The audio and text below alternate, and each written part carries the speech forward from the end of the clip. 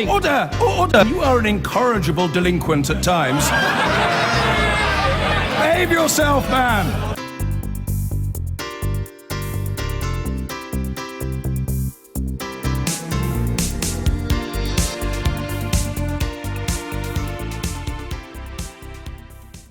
Next year, your council tax bill will most likely rise to pay for social care in your area. One day, most of us will probably need social care. So what is it?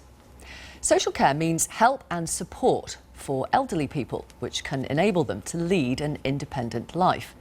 It can include anything from help getting out of bed and washing, through to care homes and drop-in centres. Social care can be provided by private carers or those who work for your local authority. But charities say even a council tax rise of up to 6%, which the government is expected to announce today, won't plug the massive funding gap that's estimated to reach £2.6 billion by 2020. Let's talk to Conservative MP Dr Sarah Wollaston, who's chair of the Health Select Committee, to Lorna Wheatley and her 17-year-old daughter Lucy. Lorna's mother has sold her house to pay for care in a care home, but has now run out of cash. Ryan Godwin's here too. He owns Home Manor Care Home in Lancashire, along with his wife. And we'll talk to Councillor Graham Chapman, who is the Deputy Leader of Nottingham City Council. Welcome all of you. Thank you for coming on the programme. Is this the right idea, Sarah Wollaston, from your government to allow councils in England and Wales to raise council tax to try and put more money into social care? It's a very short-term way of looking at this. Our view as a committee was that we needed to have a longer-term solution, and I personally would like to see political parties working together to look at how we can have a solution they weren't to in this. the Commons yesterday, No, were they? and it's very depressing sitting in the Commons and hearing this Yahoo politics approach to something which is absolutely essential for us to sort out now. So I think there are many of us across the Commons urging the government and the opposition to work together to look at all the solutions, because we've had commissions over the years. Loads of ideas. But whoever's in power at the time says, no, we can't possibly do that. Well, I think these are challenging. It will mean all of us looking at how we fairly distribute paying for this. And my personal view is that Frank Field has put forward some very good suggestions. He's a Labour MP, about how we could use, for example, national insurance,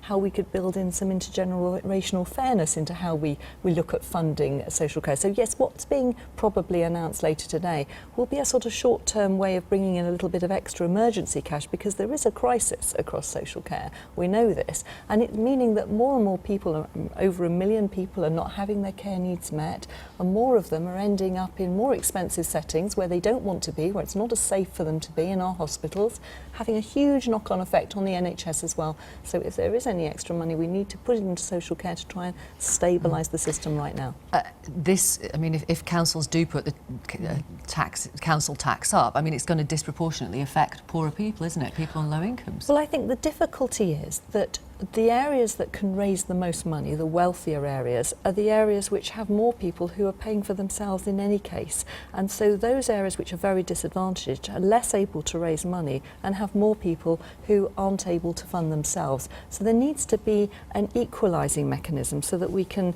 move money around the system so it's fair for everybody, in my view. OK. I wondered, Lorna, if you can tell us about your mum and what's happened. Mum, the reason why Mum is in a home now really is as a result. She had a road traffic accident some 27 years ago, and remarkably kept her independence until the last few years. She's an amputee, and she also had head injuries and various injuries throughout her body. She's now 82 and fought to stay living in her own home for as long as she possibly could. There came a point 3 years ago where she was falling several times a day and just wasn't able to manage on her own anymore. So we took her to live with us, and we managed for a year, but I was struggling by that point to keep the family from sort of, it was just very tense situation, and the amount of care and attention Mum needed was more than I could give. So as an emergency measure, the local authority put her into a care home, and after she'd been there around about 6 months, we'd sold Mum's house, and half the value of that then went to pay for mum's continuing care in the home. And that money's now run out? That money ran out in April, so yes. Does that mean the local council automatically step in? Not, well, I don't know whether automatically is the right word, but yes, I approached them for assistance. And then I continued paying in the meantime, and they came and did an assessment of mum and eventually made a decision, and the decision being that in their opinion that mum would have to move to what they classify as extra care independent living. What does that mean? It's basically a independent apartment which we would have to furnish, and care staff would come in possibly 4 times a day to make mum a drink, get mum up, get her dressed, get her washed. They would pay for that, obviously? They would pay for that. Does your mum want to do that? Mum isn't capable of doing that. She categorically doesn't want to do that. Okay. The whole idea frightens her very, very much. Lucy, it's your grandma. I wonder what you think the uncertainty over her, for her, the feeling of uncertainty, is how is that affecting her health and her outlook? Yeah, it is very hard, like, knowing that's my grandma that's having to be put in that position, and the fact that it's like she's not able to have her own independence. It upsets you, doesn't it? Yeah. Ryan, you own a care home business with your wife. The money the council pays for you for places, you say, isn't enough to cover the bills. That's right, Victoria. The money that the council have paid over a period of years, we've seen this coming for a long time now, has gradually eroded so that the amounts that were paid by the council isn't really relevant completely to the total cost of care, for example. So there's a shortfall in council funding today. So does that mean you are putting money in to pay for other people in your care home, which reduces your profits? Is that what happens, or what?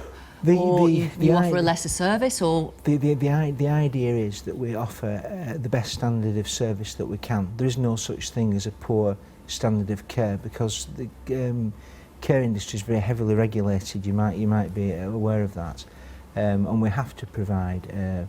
We want to provide a very good standard of care for people, vulnerable adults, of course, who are living with us on a long-term basis.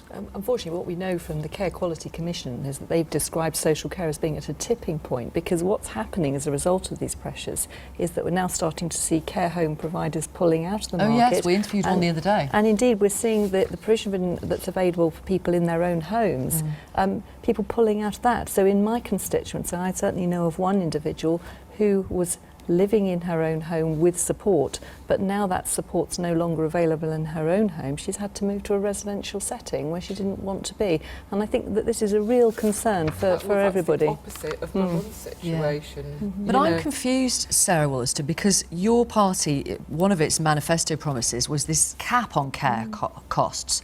So you'd only have to contribute if you had more than £72,000 instead of the current £23,000. They've now U-turned on that.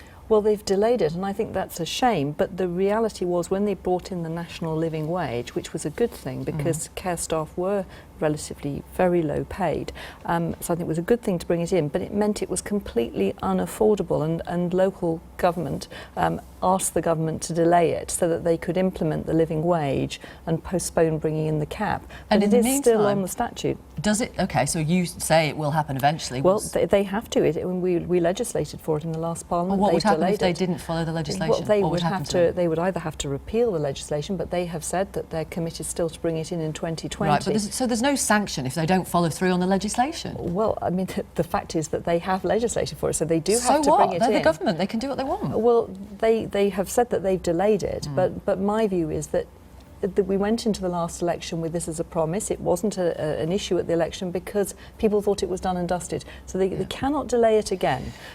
Does it need funding? Do you think the another promise that your government made, which was the triple lock on pensions, does it make sense to keep that in place so you've got people with a reasonably decent pension stuck in a hospital because there is no funding for them, to either get them back home so they can live independently with carers coming Well, this is something that the head of the NHS, Simon Stevens, was talking about when he gave evidence to the Communities and Local Government Committee yesterday. I think there's a range of options. It's not for me to set out what that should be, but I think what we need is a cross-party group of people looking at this very closely, say what are all the options that are possible. That was just one of them, and say let's try and bring in the fairest mechanism, but we've got to make sure that older people are cared for with dignity, because we've had a 31% increase in the number of people who are living to 85 or over in the last decade, which is fantastic news. This is a great success, but we've got to make sure that they're cared for with dignity when they need it.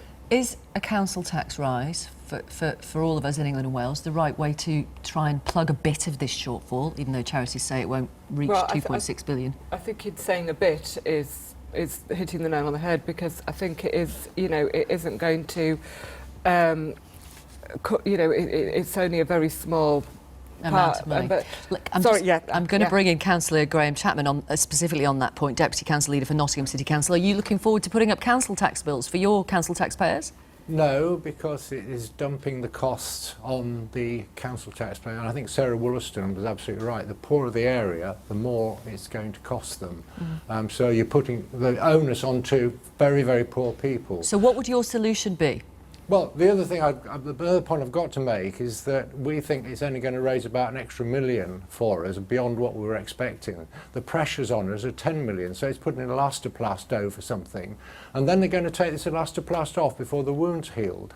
So it is not at all the right thing to do. There are solutions. I mean, Sarah Wollaston is right. There is a range of options. I mean, they are reducing corporation tax, which is a very silly thing to do, but I won't go into that. There's the opportunity... You don't mean reducing corporation tax, you mean reversing the cut in corporation tax, don't you? Yes, yeah, effectively. But the government is taking a lot more in business rates than it's handing back to councils. Right? There's quite a substantial amount in that pot. We also need to be talking, I'm getting very, very mature about it as a nation. You cannot have decent care and not be taxed. So we should be talking about national taxation in order to be able to solve this problem. In the short term, we need to look at how much the government's retaining from business rates, and it should be redistributed, because this is the growth in business rates would actually cover the costs this year. You cannot keep putting the onus on the council taxpayer, especially in the poorer areas. The other point that needs to be made is it's not just social care that is suffering, it's other services within the council in order to pay for the gap in social care funding. Understood. Ryan Godwin, a rise in council tax? I mean, I think you won't have a choice, but do you think that's the right way to pay for social care? Well, we work in a very dynamic environment, and the problem is, of course, is here and now. People need the care today. We can't say to someone, oh, well, perhaps at some time in the future someone's going to need care, because, of course, we're all getting older, or we've unfortunately become older, or maybe we've lost our health. So that the need is today, and something needs to be done today. I think so, yeah. Okay, thank you all very much. Thanks for coming on the programme. Regards to your mum. Thank you. I've been getting